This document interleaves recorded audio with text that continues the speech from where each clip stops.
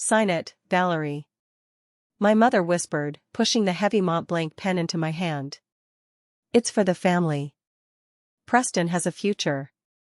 You know this is the only way. I looked down at the pen. It was black resin with gold trim, probably cost more than my entire rent for the year. It felt cold against my skin, but not as cold as the draft sweeping through the dining hall of the Kerrigan estate. Outside, a blizzard was hammering the windows, burying the world in white silence. Inside, the silence was louder. It was the silence of three predators watching a wounded animal, waiting for it to finally give up and die. Well? You can survive prison. The investor is due to arrive in less than 3 hours. My father, Garrick, snapped. He was pacing by the fireplace, refusing to look me in the eye. He took a sip of his scotch, the ice clinking against the crystal glass, a sharp, irritating sound that echoed off the mahogany walls. We don't have time for your theatrics, Valerie. Just do it. Be useful for once, Preston hissed. He was sitting across from me, wiping sweat from his forehead with a silk handkerchief. He looked terrible. His eyes were bloodshot, his tie was loosened, and he smelled like fear and stale brandy. Don't be selfish. Think about the legacy. I looked down at the paper. The confession letter. It was typed on plain white paper, admitting to the $50 million embezzled from the company accounts over the last 18 months. It detailed a complex scheme of wire fraud and shell companies, a scheme I supposedly orchestrated. I didn't cry. I didn't scream. I just stared at the words. I glanced at my phone sitting on the table. The screen lit up with a notification, but I didn't unlock it. I didn't need to. I knew what it said. My portfolio had just hit an all-time high. The market was crashing hard due to the blizzard and the tech sell-off, and my short positions were printing money faster than I could count it. To them, I was Valerie Kerrigan, the failed graphic designer who lived in a cramped studio apartment downtown and drove a 10-year-old sedan. To them, I was the disappointment. The shadow. The spare part. You're asking me to go to federal prison for 15 years, I said softly. My voice sounded strange to my own ears, calm, detached. For something I didn't do. We're asking you to save this family. Lenore, my mother, slammed her hand on the table. Her diamond rings clicked against the wood. Preston is the CEO. If this scandal touches him, the stock price goes to zero. The investors pull out. We lose the house. We lose everything. Is that what you want? Do you want to see your mother on the street? You wouldn't be on the street, Mom, I said. You have assets. You could sell the summer house in the Hamptons. You could sell the yacht. Don't be ridiculous, Garrick scoffed, turning around to face me. His face was flushed with anger. Liquidation takes time. We need a solution tonight. The strategic investor is coming to sign the bailout deal at 8 o'clock. If there is a pending investigation into Preston, he walks. The deal dies. We need a scapegoat, Valerie. And let's be honest, what else are you doing with your life? That stung. It was meant to. For 29 years, that had been the narrative. Preston was the sun, I was just the dirt he walked on. I have a life, I said. You have a hobby, Preston sneered. Drawing little pictures on your computer? Please. I made more in my bonus last year than you'll make in a lifetime. I looked at him. Really looked at him. The brother who stole $50 million to fund a fake electric vehicle startup that didn't exist, just so he could play venture capitalist with his frat buddies. And now, he wanted me to wear his chains. I won't do it, I said. I pushed the paper away. I won't sign. The room went dead silent. The only sound was the wind howling outside, rattling the heavy window panes. Garrick stopped pacing. Lenore stiffened. Preston's lip curled into a cruel smile, the panic in his eyes replaced by something much darker. We thought you might say that, Garrick said. His voice dropped an octave. It wasn't angry anymore. It was transactional. Show her, Lenore. My mother reached into her purse, a Hermes bag that cost $40,000, and pulled out a single, folded sheet of paper. She slid it across the table with the slow, deliberate movement of a blackjack dealer revealing an ace. I unfolded it. It wasn't a legal document. It was a medical invoice. Nana Beatrice, I whispered. The care facility called this morning, Lenore said, examining her manicured fingernails. Apparently, the specialized dementia unit is becoming quite expensive. $25,000 a month. Plus the private nurses. Plus the medication. We've been covering it, Garrick said, shrugging. Out of the kindness of our hearts. But if the company goes under, well, kindness is a luxury we can no longer afford. I felt a cold knot tighten in my stomach. Nana Beatrice was the only person in this family who had ever looked at me and seen a human being. When I was a child, hiding in the attic while my parents threw lavish parties for Preston, she would bring me cookies and read to me. She was 85 now, fragile as a dried flower, her mind drifting in and out of the fog. The private suite at the care home was the only thing keeping her comfortable. You wouldn't, I said, my voice trembling for the first time. She's your mother, Dad. She's a liability, Garrick corrected me. Just like you.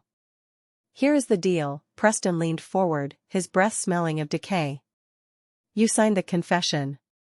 You surrender yourself to the district attorney tomorrow morning. We tell the investor tonight that the rogue employee, that's you, has been dealt with. In exchange, we set up an irrevocable trust for Grandma. Her bills are paid for life. She stays in the VIP suite. She never knows a thing. And if I refuse? I asked. Then we stop payment immediately, Preston grinned. Tonight. We have her transferred to the state facility. You know the one on 4th Street? Overcrowded, understaffed. They sedate the patients just to keep them quiet. I give her, maybe 3 weeks in there before she catches pneumonia and dies alone. I looked at them. My father, checking his watch. My mother, adjusting her pearls. My brother, grinning like he had just checkmated a grandmaster. They didn't see a daughter or a sister. They saw a resource to be consumed. They genuinely believed they were the good guys. In their twisted logic, sacrificing me to save Preston's reputation was the moral thing to do because Preston was important. I felt something snap inside me. It wasn't a loud snap. It wasn't a breakdown. It was the sound of a heavy steel door slamming shut and locking. For years, I had held back. I had played the role of the useless daughter because it was safer. I had built my own world in the shadows, waiting for the right moment to leave. But I had never struck back. I had never wanted to hurt them, only to escape them. But now? Now they were using the only person I loved as a hostage. They wanted a villain? Fine. I would be the villain. Okay, I said. I let my shoulders slump, feigning defeat. I picked up the pen again. I'll do it. For Nana. Good girl, Lenore sighed, relieved. I knew you'd see reason. But not now, I said. I capped the pen. What? Preston barked. Sign it. The investor is coming at 8, right? I stood up, clutching the confession letter to my chest. I want to look presentable. If I'm going to be the villain of your story, I should at least dress the part. I'll go to my old room. I'll get changed. When the investor arrives, I'll come down, I'll sign the papers in front of him, and I'll confess. That will make it more convincing, won't it? Garrick narrowed his eyes, studying me. He was looking for a trick. But he saw only a beaten-down woman in a cheap coat. Fine, Garrick said. But don't try anything stupid. The gates are locked. The storm is getting worse. There is nowhere to run. I know, I said. I'm not running. I turned and walked out of the dining room. I walked up the grand staircase, my hand trailing along the banister. I wasn't running. I was preparing for the execution. I entered my old bedroom and closed the door. It smelled of dust and lavender, a time capsule of the girl I used to be. The single bed, the worn-out desk, the faded posters on the wall. They hadn't changed a thing, not out of sentimentality, but because they simply didn't care enough to renovate it. I walked to the window. Outside, the world was a white blur. The wind battered the glass, demanding entry. I pulled my phone from my pocket. It was a burner phone, untraceable. I dialed a number I had memorized 5 years ago. "Talk to me," a deep voice answered on the first ring. "No hello, no pleasantries." "It's tonight, Silas," I said. "Are you sure?" Silas asked. "Once we execute Protocol Omega, there is no going back. The leverage is absolute. We will scorch the earth." "They threatened Nana Beatrice," I said, my voice flat. "They threatened to put her in the state ward if I didn't take the fall for Preston's $50 million theft." There was a pause on the line. Then, I heard the sound of typing. "Understood," Silas said. His tone shifted from lawyer to hitman. "I'm 10 minutes away. I have the documents in the portfolio. The strategic investor cover story is solid. They think I'm representing the Dubai consortium. Do you have the addendum?" I asked. "Page 4, Silas confirmed. The personal liability clause. And the acceleration clause." "Good. Don't be late. The snow is getting heavy." "Valerie," Silas said, his voice softening slightly. "Are you okay?" I looked at my reflection in the dusty mirror. I saw the dark circles under my eyes, the cheap sweater, the posture of a woman who had spent a lifetime apologizing for her existence. Then, I straightened my spine. I took a deep breath. The tired woman vanished.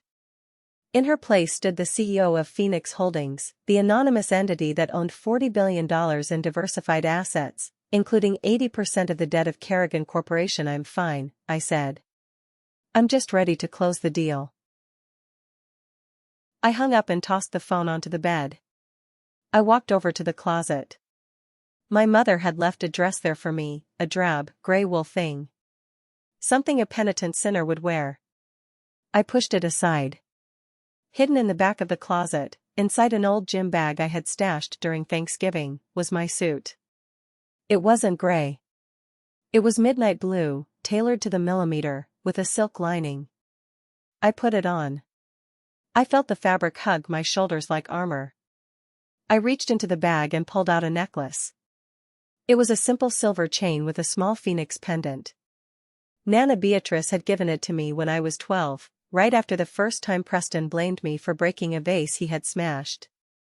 "You rise from the ashes, little bird," she had whispered. "They can burn you, but they can't keep you down."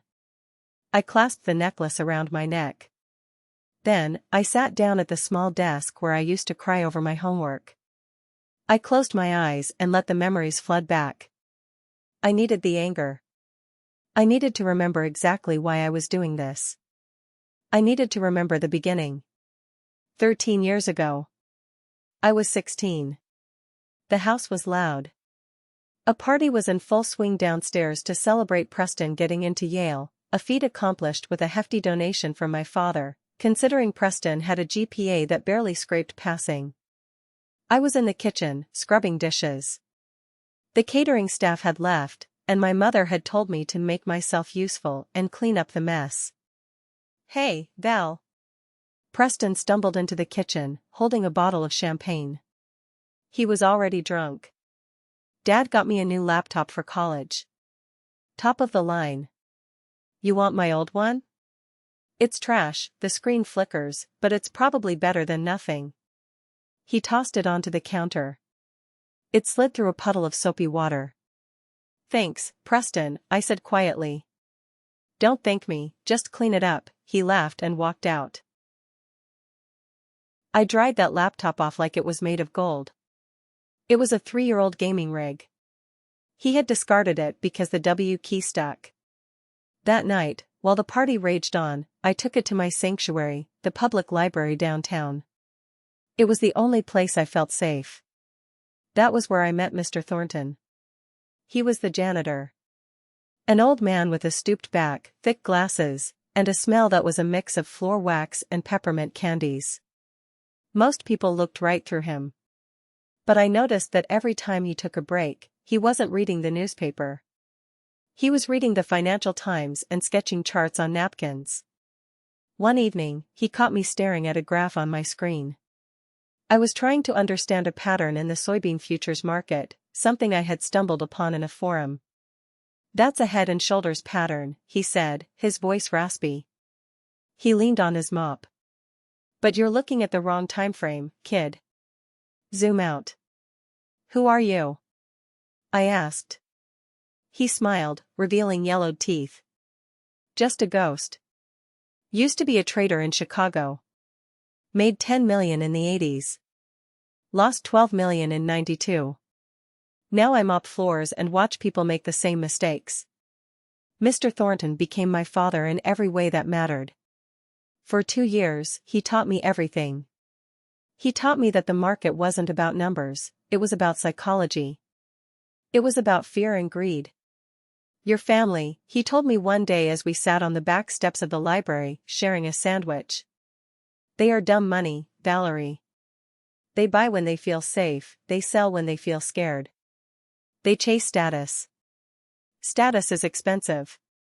You need to be the shark. The shark doesn't care about status. The shark cares about blood." "I don't have any money to trade," I said, kicking a pebble. "You have information," he said. "Your father talks loud, doesn't he? Your brother brags?" He was right. A week later, I overheard Garrick shouting on the phone about a failed FDA approval for one of their pharmaceutical holdings. The news wouldn't be public for 3 days. I took the $500 I had saved from babysitting. Mr. Thornton showed me how to open a custodial account under his name. We bought put options.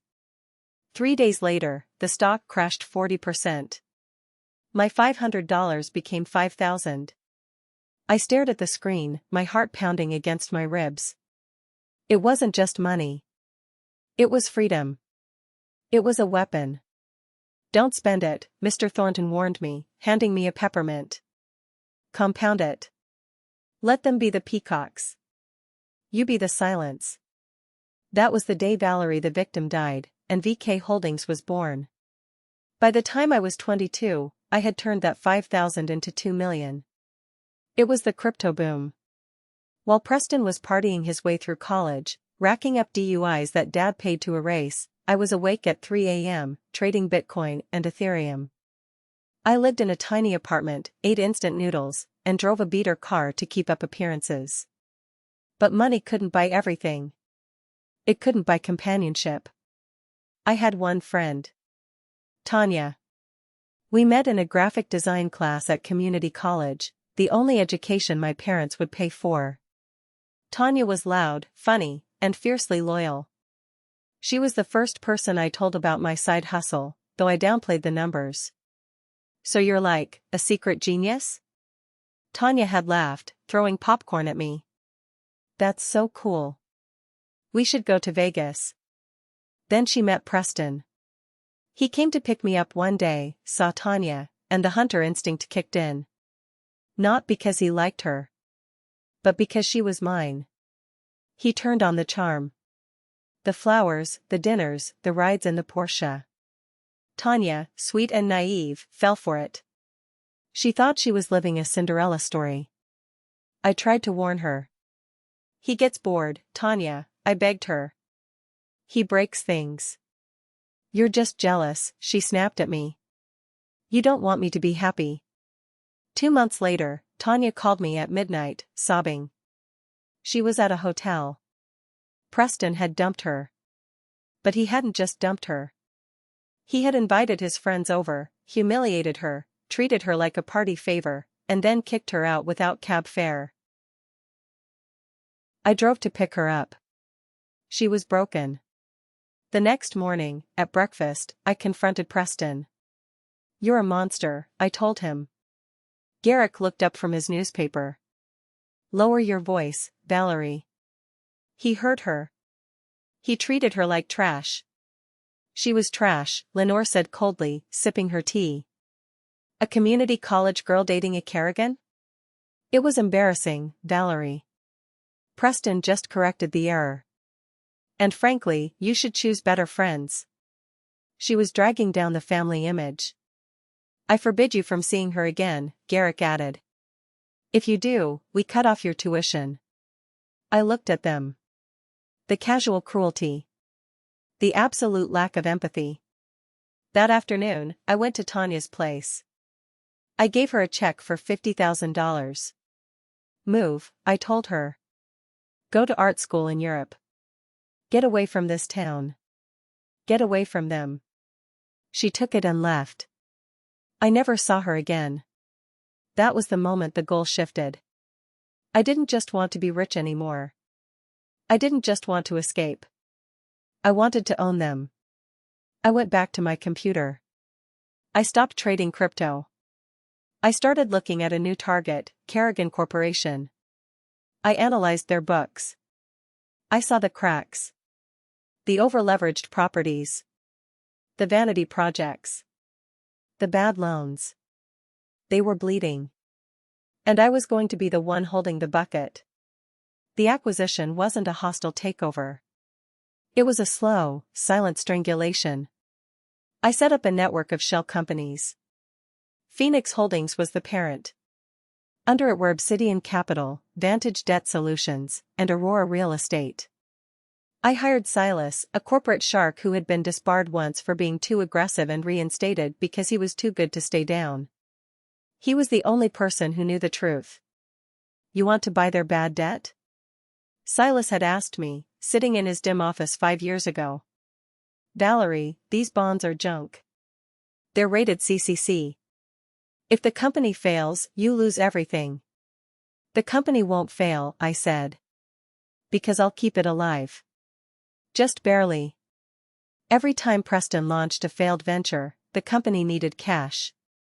Traditional banks stopped lending to them years ago. So they went to the secondary market. They went to private lenders. They went to me. Year 25, Preston crashed the company jet in Aspen. Insurance didn't cover it because he was intoxicated. They needed $5 million for a quiet settlement and repairs. Obsidian Capital loaned them the money at 12% interest, secured by the deed to the Aspen Lodge. They signed. Year 26, Garrick wanted to expand into luxury hotels.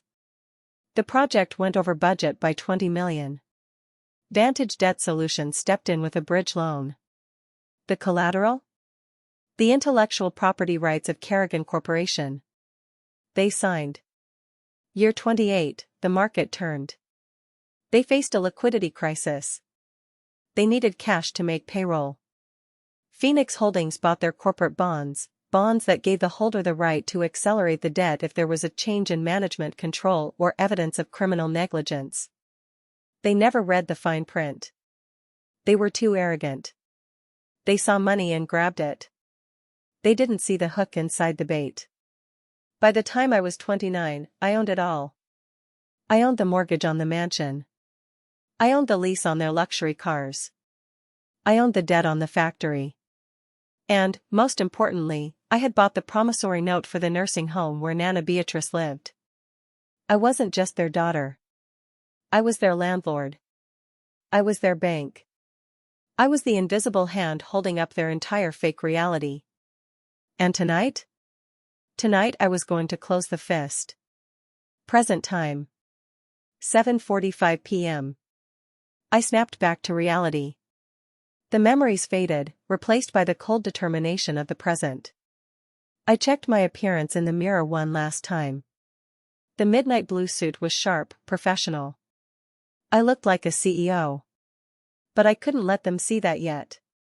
I put the drab gray wool dress on over the suit. It was bulky, itchy, and shapeless. It hid the tailored lines of the blazer perfectly. I looked frumpy. I looked defeated. I messed up my hair a little. I rubbed my eyes to make them look redder. Perfect. My phone buzzed. A text from Silas.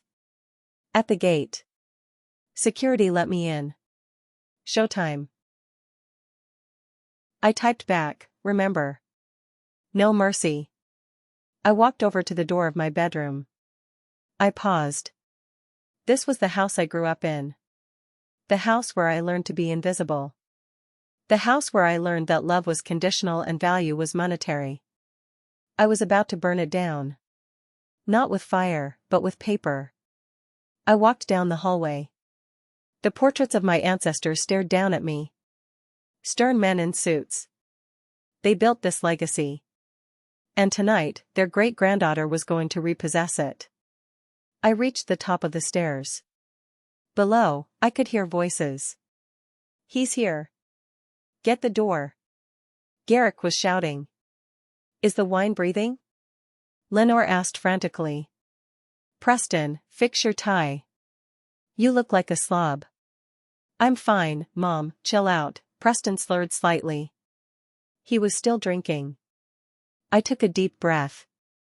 I descended the stairs, my hand gripping the banister. The doorbell rang. It wasn't a polite ring. It was a firm, authoritative press. I reached the bottom of the stairs just as the butler, poor old Henry, who hadn't been paid in 2 months, opened the heavy oak door. Silas stepped in from the blizzard. He was wearing a cashmere coat covered in snow. He carried a black leather briefcase.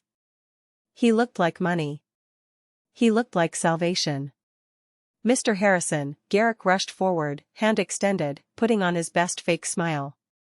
Welcome to Kerrigan Manor. We are so honored you could make it through this storm. Silas didn't smile. He shook Garrick's hand briefly, firmly. Mr. Kerrigan. The weather is indeed unforgiving. His eyes scanned the room. They landed on me, standing in the shadows by the stairs in my gray dress. For a microsecond, I saw a flicker of amusement in his eyes. Then it was gone. He looked at me with cold indifference. Is this the staff? Silas asked, gesturing to me. I'd like my coat taken. Garrick laughed nervously. No. That's our daughter. Valerie. Valerie, take Mr. Harrison's coat. Don't just stand there. Yes, Dad, I whispered. I walked over. I took the wet, snowy coat from Silas. As I took it, his hand brushed mine. He pressed a small, cold object into my palm. The key to the front door. I clutched it tight. Thank you, Silas said, dismissing me. He turned back to Preston. And you must be the CEO. The man with the vision. Preston puffed out his chest. That's me. Preston Kerrigan. Ready to take this company to the moon. I'm sure you are, Silas said dryly. Shall we eat? I have a tight schedule. Of course, of course. Lenore ushered them toward the dining room. We have prepared a lovely filet mignon. They walked away, leaving me holding the wet coat. I hung it up. Then, I checked the front door. I checked the lock mechanism. It was a heavy deadbolt, plus a secondary security chain. I slipped the key into the pocket of my hidden blazer. I followed them into the dining room. The table was set with the finest silver. Candles flickered. It looked like a royal banquet. I sat at the far end of the table, the spot reserved for children and unwanted guests. The soup was served. Lobster bisque. So, Mr. Harrison, Garrick started, pouring wine. We are very excited about the partnership with the Dubai Consortium. We feel that Kerrigan Corp is undervalued. Undervalued, Silas repeated. He opened his briefcase and pulled out a thick stack of documents. He placed them on the table next to his untouched soup. That is one word for it. Another word might be insolvent. The room went quiet. Excuse me? Preston chuckled nervously. Insolvent? We have assets. We have brand equity. You have debt, Silas said calmly. Lots of it. But my clients are willing to overlook that. They are willing to inject $2 billion into the company. Tonight. $2 billion. The number hung in the air. Garrick's eyes widened. Lenore gasped. Preston looked like he had just won the lottery. However, Silas continued. There are conditions. Name them, Garrick said quickly. Anything. First, Silas pointed a finger at Preston. The new capital structure requires absolute accountability. We need a CEO who is willing to put his skin in the game. Literally. He slid a document toward Preston. This is a personal liability agreement, Silas explained. By signing this, you, Preston Kerrigan, accept full, unlimited personal liability for all existing and future debts of the company. It shows the investors you are competent. If the company succeeds, you get a $50 million bonus. If it fails, well, you are confident it won't fail, right? Of course not. Preston grabbed the pen, the same Mont Blanc I had held earlier. I can run this company in my sleep. 50 million bonus? Hell yes. Read it, Preston, I said from the end of the table.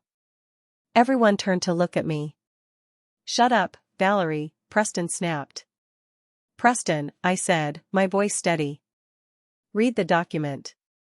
Specifically, the definition of default events. Why is she speaking? Lenore hissed at Garrick. Ignore her, Garrick said to Silas. She's leaving soon. She has some legal matters to attend to. I see, Silas said. He looked at Preston. Well, Mr. Kerrigan? Do you have the courage to lead? Preston didn't read it. He didn't even glance at the fine print. He was too hungry for the bonus. He was too arrogant to believe he could fail. He signed his name with a flourish. Done, Preston grinned. I'm the king. Excellent, Silas said. He took the document back and placed it in his folder. Then he looked at Garrick. Now. The second condition. The internal audit found a $50 million discrepancy. We cannot invest until that is resolved. We need a culprit. And we need a confession. Garrick nodded. He pulled out the letter I had been forced to write. He slid it down the table to me. Valerie, Garrick said, his voice hard. It's time. Sign it. For Nana. I looked at the paper. I looked at the family that had broken me. I looked at the brother who had just signed his life away without knowing it. I stood up. No, I said. Excuse me? Lenore stood up too. We had a deal. The deal has changed, I said. I picked up the confession letter. I held it up so they could all see it. And then, I ripped it in half.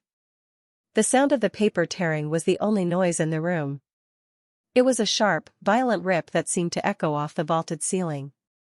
I dropped the shredded pieces of the confession letter into my bowl of lobster bisque. The paper soaked up the creamy orange liquid, turning into a sodden mess. Just like their plan. What are you doing? Garrick's voice was low, dangerous. He stood up, his chair scraping loudly against the floor. Have you lost your mind? That was our only copy. I don't need a copy, I said, my voice eerily calm. Because I'm not confessing. You selfish little brat. Lenore shrieked. She looked at Silas, panic in her eyes. Mr. Harrison, please ignore her. She's having an episode. She's unstable. We'll handle this. Preston, get another paper. Write it out by hand if you have to. Preston scrambled to find a notepad, his hands shaking. I'm on it. I'm on it. Mr. Harrison, just give us a minute. I didn't look at them. I turned my back on the table and walked toward the main entrance of the dining hall, the heavy double doors that led to the foyer and the exit. Where are you going? Garrick shouted. Get back here. You are not leaving this room until that paper is signed. I'm not leaving, Dad, I said without turning around. I'm just making sure you don't. I reached the doors. I pulled the heavy brass handle shut. Then, I reached into the pocket of my blazer, the hidden pocket inside the midnight blue suit, and pulled out the key Silas had given me. I inserted it into the deadbolt. Click. I slid the heavy iron latch into place. Thud. Then, I turned around and leaned against the door, crossing my arms over my chest. What is this? Preston asked, standing up, the pen hovering over a napkin. Why did you lock the door? Because the meeting has officially begun, I said. And the chairman doesn't like interruptions. Chairman? Garrick scoffed, his face turning purple. What are you babbling about? Open that door immediately, or I will break it down. I wouldn't do that, Silas spoke up. The room froze. Silas hadn't moved from his seat. He was still sipping his wine, looking completely relaxed. Mr. Harrison, Garrick stammered. I apologize for my daughter. She's clearly having a breakdown. I'll call the police to have her removed. You won't call the police, Silas said. He set his glass down. And you will stop shouting at my client. Client? Lenore blinked, confused. We are your client. Kerrigan Corp is your client. Silas stood up. He was tall, imposing, a shark in a $2,000 suit. He walked around the table. He didn't walk toward Garrick. He didn't walk toward Preston. He walked toward me. He stopped in front of me and bowed his head slightly, a gesture of genuine respect. Ms. Kerrigan, Silas said clearly. The perimeter is secure. My team is outside. The documents are ready for presentation. Thank you, Silas, I said. I looked at my family. Their mouths were open. They looked like fish gasping for air on a dock. What is going on? Preston whispered. Valerie? You know him? Know him? I pushed myself off the door and walked slowly back toward the table. My heels clicked rhythmically on the hardwood floor. Click. Click. Click. The sound of a countdown. Silas has been my personal attorney for 5 years. He doesn't work for a Dubai consortium, Preston. He works for Phoenix Holdings. Phoenix Holdings? Garrick frowned. The private equity firm? The one buying our debt? Yes, I said. I reached the head of the table. I placed my hands on the back of Garrick's chair, the chair he had sat in like a king for 30 years. And do you know who owns Phoenix Holdings? Who is the sole shareholder, the CEO, and the chairman of the board?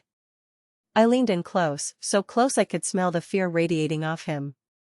It's not an oil sheik, Dad. It's the useless daughter who draws little pictures on her computer. Silence. Absolute, suffocating silence.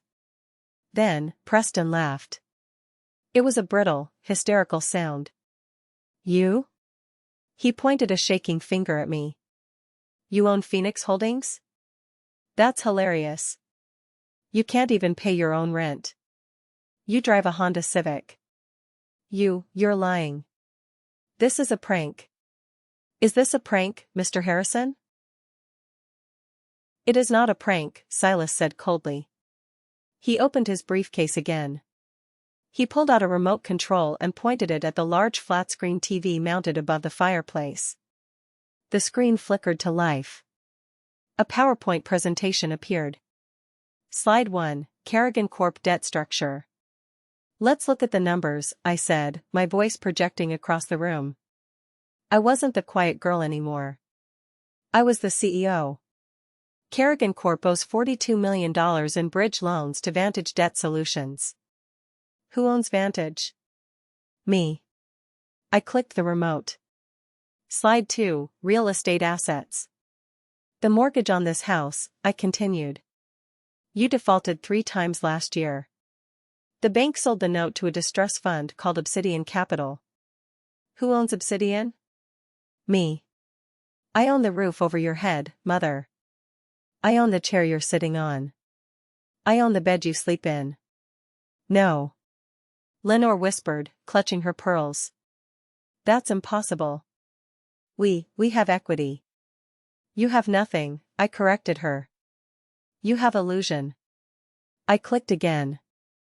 Slide 3, the nursing home. And this, I said, my voice dropping to a dangerous whisper. This is my favorite investment. The Serenity Care Facility. The place where you threatened to evict Nana Beatrice. I looked at Preston. He was pale, sweating profusely. I bought the entire facility 18 months ago, I said. I bought the building. I bought the land. I pay the doctors. The invoices you received? Fabricated. I've been paying for her care directly from my personal account for 5 years. You haven't paid a dime. You just pocketed the money from the company account that was supposed to go to her. You. Garrick slumped into his chair. He looked old suddenly. You tricked us. You let us believe. I let you believe what you wanted to believe, I said. That you were rich. That you were smart. That I was stupid. So what? Preston slammed his hand on the table, trying to regain some dominance. So you bought the debt. Big deal. That makes you a creditor, Valerie. Not the owner. I am the CEO. I just signed the deal with Mr. Harrison. I have $2 billion coming in. I can pay you off. I'll write you a check right now and kick you out of my house. I looked at Silas. We shared a small, dark smile. The deal, Silas said softly. Yes. The deal you just signed. I walked over to Preston. I picked up the document he had signed with such arrogance only 10 minutes ago. The ink was still wet. You really didn't read it, did you, Preston? I asked. I read enough, he spat. It's a bailout. It's not a bailout, I said. It's a trap. I flipped the page to the section Silas had mentioned earlier. Paragraph 4b. Acceleration clause, I read aloud. Upon any change of executive control, or upon the revelation of any criminal activity by an executive officer, the lender reserves the right to declare the entire principal amount due and payable immediately. I looked at him. You just became CEO, Preston. That's a change of control. Trigger 1. I pointed to the shredded confession in my soup bowl. And you embezzled $50 million. That's criminal activity. Trigger 2.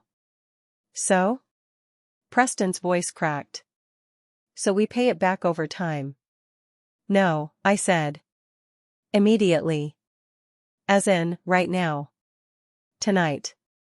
We don't have that kind of cash. Lenore screamed. Nobody has that kind of cash. Exactly, I said. Which brings us to the document you just signed. The personal liability agreement. I leaned down, my face inches from my brother's. You agreed to take personal responsibility for the debt, Preston. Since the company is insolvent, the debt falls to you. You personally owe me $2 billion. Preston's eyes went wide. He looked at the paper, then at me. The reality hit him like a freight train. You're bankrupt, I whispered. Irrevocably. Totally. Bankrupt. You can't do this, Garrick whispered. He was shaking. We are family. Family? I laughed. It was a cold, sharp sound. Family is who you protect.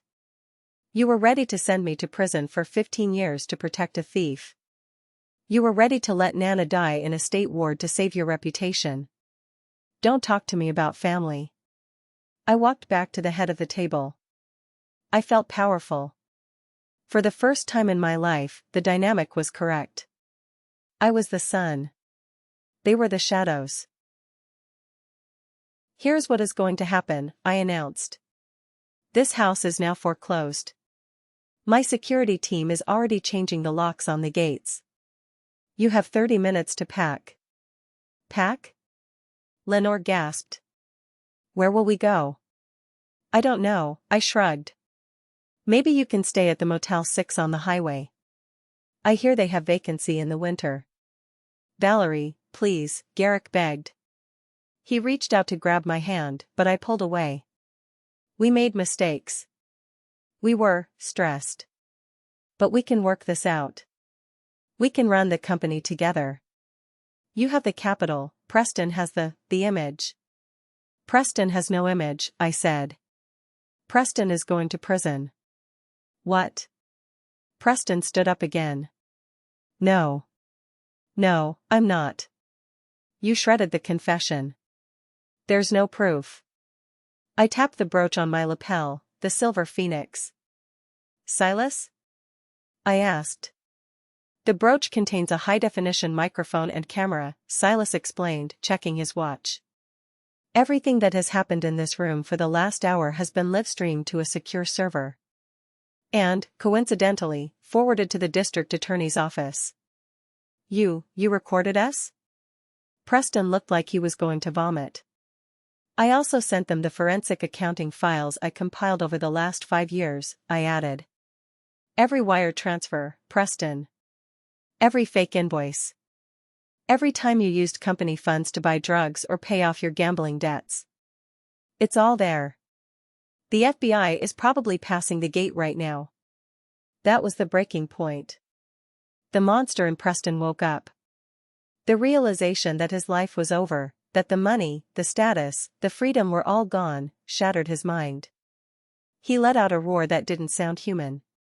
He grabbed the steak knife from his plate. I'll kill you, he screamed. You ruined everything. You bitch. He lunged at me. It happened in slow motion. I saw the glint of the silver blade. I saw the spittle flying from Preston's mouth. I saw the absolute hatred in his eyes. My mother screamed. My father froze. But I didn't move. I didn't flinch. Because I knew something they didn't. Before Preston could even get within 3 feet of me, the service door to the kitchen burst open. 2 men in black tactical gear stormed in. They were Silas's private security detail. One of them tackled Preston midair. They hit the floor with a sickening crunch of bone against wood. The knife skittered across the floor, spinning harmlessly under the table. Get off me! Preston shrieked, thrashing like a wild animal. I'm Preston Kerrigan. I'm the CEO. The guard didn't say a word. He simply twisted Preston's arm behind his back and pinned his face to the floor. Secure, the guard said into his earpiece. I looked down at my brother. He was weeping now. Snot and tears were running onto the expensive Persian rug. He looked pathetic. He looked small. You're not a CEO, Preston, I said softly. You're just a bad investment. Outside, through the howling wind, I saw the flashing of red and blue lights reflecting against the snow. The police are here, Silas said. They made good time. Garrick was sobbing into his hands. Lenore was staring at the wall, catatonic. I walked over to the window. I watched the police cars pull up the long driveway. I watched the officers get out, their breath steaming in the cold air. I felt a strange sensation in my chest. I thought it would be joy. I thought I would feel ecstatic. But it was just relief. A deep, heavy relief. Like setting down a backpack filled with rocks that I had been carrying for 29 years. The next hour was a blur of bureaucratic chaos. The police officers entered the dining room, shaking the snow off their uniforms. They read Preston his rights. They handcuffed him. He was too broken to fight anymore. He just hung his head, sobbing quietly as they dragged him out into the storm. Then, it was my parents' turn. Not to be arrested, not yet, anyway, but to be evicted. Ms. Kerrigan, the lead officer asked me. This is your property? It is, I said, showing him the deed on my phone. And these people are trespassing. You heard the lady, the officer said to Garrick and Lenore. You need to vacate the premises. But it's a blizzard. Lenore wailed. We have nowhere to go. Valerie, you can't do this. I'm your mother. I looked at her. I remembered the way she had looked at me earlier that evening, when she handed me the pen to sign away my life. You have a car, I said. And I believe Preston has about $500 in his wallet. That should be enough for a room. Valerie. Garrick pleaded. Go, I said. Before I have you charged with conspiracy to commit fraud as well. They scrambled. They didn't even pack bags. They just grabbed their coats and ran out the door, terrified of what else I might have up my sleeve. I stood in the doorway and watched them. I watched my father struggle to start his car. I watched my mother shivering in her fur coat, a coat bought with stolen money. I watched their taillights fade into the white darkness of the storm. They were gone. I turned back to the empty house. It was silent now. The toxic noise was gone. Well, Silas said, closing his briefcase. That went according to plan. Yes, I said. It did. What now, boss? He asked. I looked around the grand foyer. I looked at the chandelier. I looked at the family portraits. Sell it, I said. Sell everything. The house, the furniture, the art. Liquidate it all. And the money? Put it in a trust for the employees who lost their pensions because of my father, I said. And keep enough to build a new wing at the Serenity Care Facility. Understood, Silas smiled. Shall I drive you to the hospital? Yes, I said. I have a promise to keep. The hospital room was warm and quiet. The machines beeped in a steady, reassuring rhythm. Nana Beatrice was awake. She looked frail, her white hair spread out on the pillow like a halo. But her eyes were clear. Valerie, she whispered as I walked in. Hi, Nana, I said softly. I pulled a chair up to her bedside and took her wrinkled hand. You look different, she said, studying my face. You look taller. I smiled. I felt taller. I took care of it, Nana, I said. Everything is fixed. You don't have to worry about the bills anymore. You're safe. We're safe. And your brother? She asked. She knew. She always knew. He's where he belongs, I said. He can't hurt anyone anymore. She squeezed my hand. Her grip was surprisingly strong. I knew you would do it. I always told you, didn't I? The quiet ones are the dangerous ones.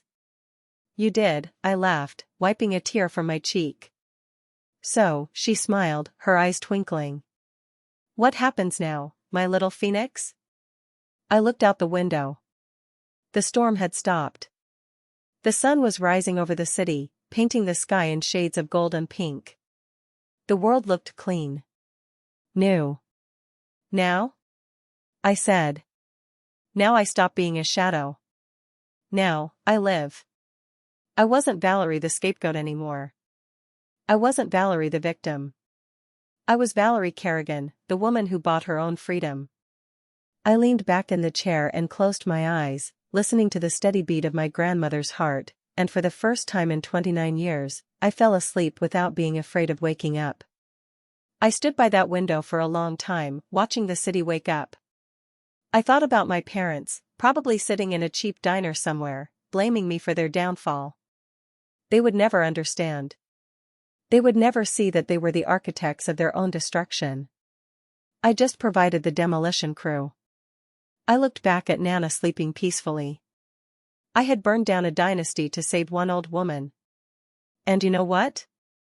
I'd do it again. Was I ruthless? Yes. Was I cruel? Maybe. But in a world of wolves, you don't survive by being a sheep. You survive by becoming the hunter. So, that's my story. I left my parents standing in the blizzard with nothing but their egos to keep them warm. Some people say I should have just left and let them fail on their own, that buying their debt was too vindictive. But after they tried to trade my freedom for their reputation, I think I was generous enough to leave them their lives. What do you think? Was I too harsh, or did they get exactly what they ordered? Drop a comment below and let me know. I read every single one. And if you enjoyed seeing the underdog take the crown, please hit that like button and subscribe to the channel. I have many more stories from the shadows waiting for you. Thanks for listening.